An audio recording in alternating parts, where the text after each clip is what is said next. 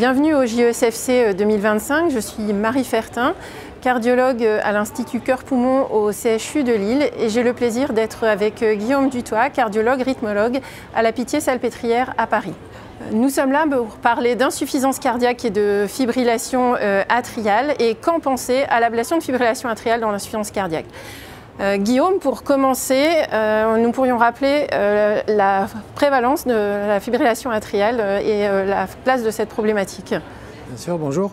Effectivement, la fibrillation atriale prédispose à l'insuffisance cardiaque, mais l'insuffisance cardiaque prédispose à l'AF1 avec un lien fort entre les deux, puisque plus d'un tiers des patients qui font de l'AF1 vont développer de l'insuffisance cardiaque et plus de la moitié des insuffisants cardiaques vont développer de l'AFA dans leur histoire, avec un impact pronostique fort et une mortalité très élevée, qu'il s'agisse d'insuffisance cardiaque à fraction d'éjection préservée ou altérée. Au regard des données de la littérature et des recommandations, faut-il proposer l'ablation de fibrillation atriale à nos patients insuffisants cardiaques ? Oui, les recommandations sont assez claires et nous aident à bien sélectionner les candidats, en particulier pour les cardiopathies rythmiques, avec un niveau de recommandation de classe 1, et un niveau de PREV élevé. Et pour l'insuffisance cardiaque à fraction d'éjection réduite, niveau de recommandation 2A pour l'ablation de l'AF1 pour diminuer les hospitalisations et diminuer l'insuffisance cardiaque. Si on devait faire le profil des patients qui sont les bons candidats et en regard ceux qui en sont de moins bons, que proposer ? Alors, on peut écarter les mauvais candidats avec de la fibrillation atriale de très longue durée. Alors, longue durée, c'est plus d'1 an, mais très longue durée ou quasiment permanente. Les patients qui ont des oreillettes extrêmement dilatées sont sans doute des pauvres candidats.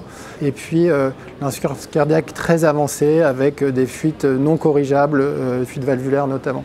Pour les bons candidats, ce sont les patients jeunes, beaux, intelligents, c'est-à-dire les patients qui ont le profil de la cardiomyopathie rythmique type, donc qui ont un ventricule pas très dilaté, qui va s'améliorer quand le trouble du rythme va être corrigé, les patients en stade 1 ou 2 de l'ANYHA, les patients qui ont une dilatation modérée de l'oreillette, moins de 30 cm², moins de 50 ml par mètre carré, et puis les patients qui n'ont pas de fibrose intraventriculaire, ni de fibrose intra-atriale, mais ça c'est plus du domaine de la recherche puisque c'est difficile de quantifier la fibrose atriale.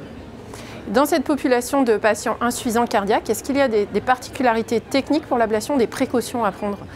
Oui, c'est un souci majeur puisqu'on a pu avoir l'expérience de la radiofréquence dans cette population et certains patients vont avoir des ablations répétées et qui, en étant fragiles, vont avoir parfois une surcharge volumétrique importante avec le remplissage lié à l'irrigation des gaines, à l'irrigation des cathéters perdiciférums physiologiques.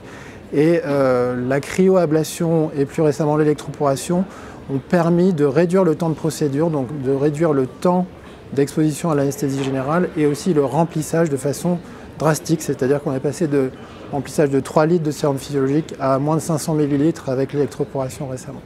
Donc toujours garder en tête la fragilité des patients et est-ce que le patient est stabilisé suffisamment pour avoir une anesthésie générale. Au total, on peut donc retenir qu'il faut penser à proposer l'ablation par fibrillation atriale chez nos patients insuffisants cardiaques avec un niveau de preuve plus fort quand on pense à une cardiopathie rythmique mais aussi dans l'insuffisance cardiaque en dehors de cette indication. On retiendra aussi qu'il faut savoir y penser précocement chez les patients qui sont au début de leur prise en charge, moins symptomatiques avec des fractions d'éjection moins altérées.